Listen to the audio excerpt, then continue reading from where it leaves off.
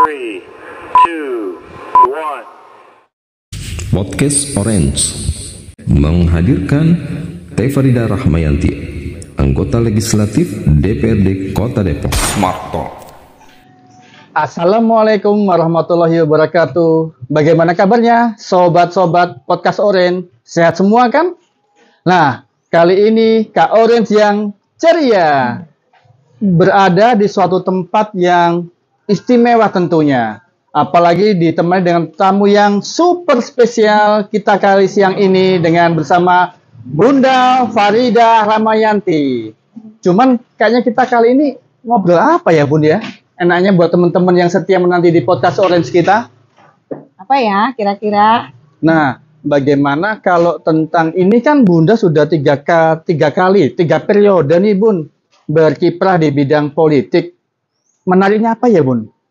Ya, jadi ada 5 hal yang melatar belakangi saya ya untuk menjalankan tugas dari Partai Keadilan Sejahtera berkiprah di ranah politik. Yang pertama adalah saya menjadikan politik ini sebagai sarana bersilaturahim. Yang kedua, politik juga sebagai upaya kita berkontestasi untuk menyampaikan gagasan-gagasan terbaik.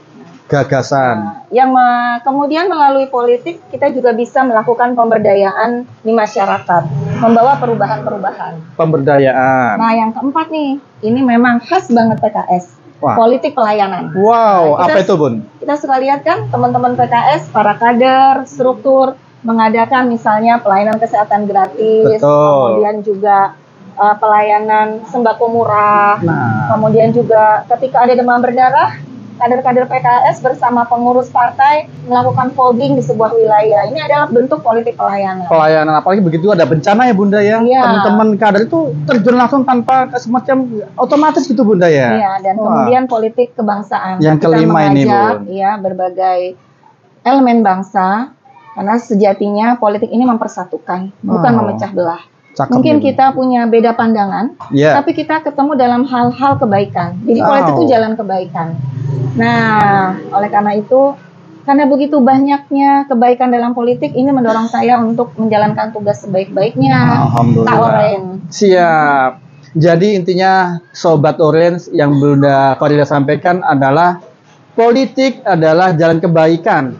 Bukan seperti yang selalu dinegatifkan pada orang-orang selama ini Bunda ya.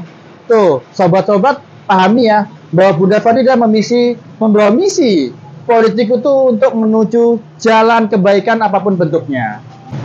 Nah, Bunda, sebelum kita melanjutkan ke sesi selanjutnya, ini kan sudah tersedia nih, Bun. Kue pancong. Nah, bagaimana kita icipin dulu, Bun? Ya, ini buatan Bang Nabil. Bang Nabil, kuenya dicicipi ya. Bang Nabil yang punya kue pancong ini. Oke, kita cicipin ya, Sobat Orange. Penampakannya sih mungkin bener. Penampakannya sih mungkin kayak biasanya ya. Coba kita cicipin ya.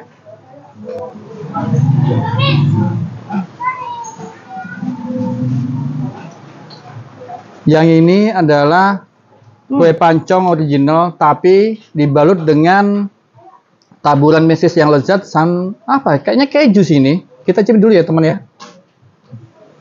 Gimana Kak Oren? Bahaya nih, Bun. Bisa nambah? Bukan. Rasanya nih Sobat Orange. Hati-hati. Bikin ketagihan loh.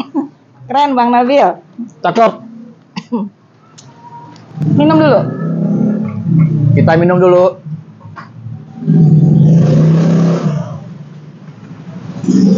Ini jadi kunjungan balik saya ke Bang Nabil. Oh gitu Bun. Beberapa hari yang lalu Bang Nabil bersama teman-teman bertemu saya untuk diskusi banyak hal. Jadi memang tadi yang melatari belakangi saya kenapa berupaya menjalankan tugas dari Partai Keadilan Sejahtera adalah tadi politik jalan kebaikan. Di sini kita bisa saling bertukar gagasan. Wow, bertukar gagasan. Tadi Bunda juga menyebutkan politik gagasan ya. Mungkin bisa kami tahu Bun apa kayak gimana tuh Bunda? Iya. Jadi saya setiap periode ada gagasan-gagasan utama yang diusung oleh fraksi PKS Kota Depok yang harus saya kawal. Pada periode pertama, kami concern terhadap kebijakan yang pro melindungi anak-anak Kota Depok. Wow. Sampai akhirnya kita berupaya menghadirkan sebuah regulasi terbaik untuk melindungi anak-anak Kota Depok, yaitu Peraturan Daerah tentang Penyelenggaraan Kota Layak Anak. Oh, betul Bunda. Kita ingin anak-anak Kota Depok terpenuhi hak-haknya, mereka bisa tumbuh, berkembang, dengan potensinya sebaik mungkin. Karena waktu itu kita sudah berpikir, waktu itu tahun 2011, kita berpikir tahun 2030 kita akan berhadapan dengan bonus demografi. Anak-anak ini nanti ke depannya harus bisa menjadi remaja yang berkualitas dan kemudian menjadi pemuda yang tangguh. Nah, di periode kedua, Kak Oren, kami fraksi PKS, saya waktu itu terutama diminta untuk mengawal tentang kebijakan yang mendukung hadirnya peningkatan kualitas ketahanan keluarga. Ketahanan keluarga. Ya, karena keluarga adalah unit yang paling strategis untuk menghadirkan masyarakat yang berkualitas. Nah, di periode ini, ya gimana tuh Bun? Keren banget. Apa itu? Makanya saya sangat apresiasi kepada anak-anak muda yang istilahnya yang unik, yang beda. Karena ini tidak mudah ya untuk anak-anak muda kita sekarang untuk memiliki karakter, memiliki ketangguhan, berinovasi, kreatif gitu ya.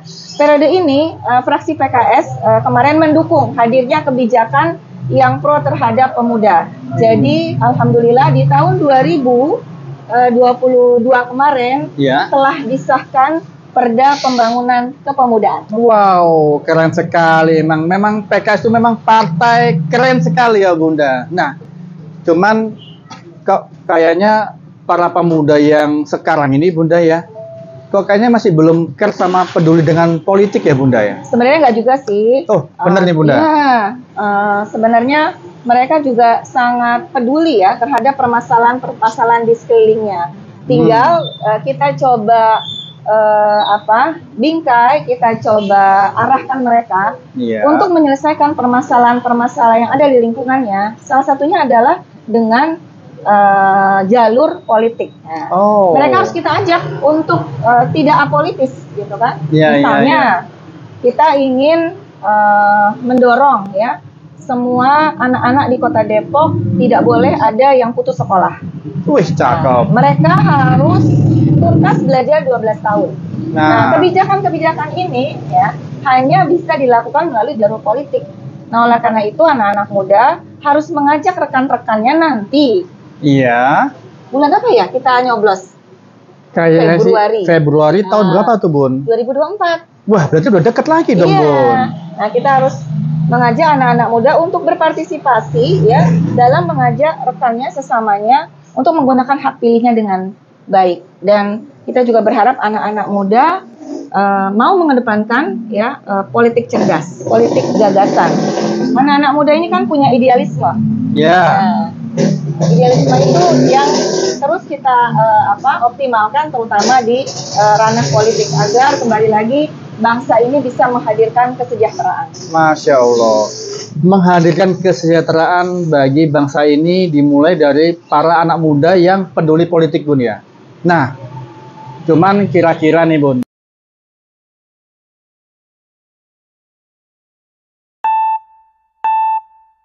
Pemuda harus menjadi aktor pembangunan, berpolitik cerdas.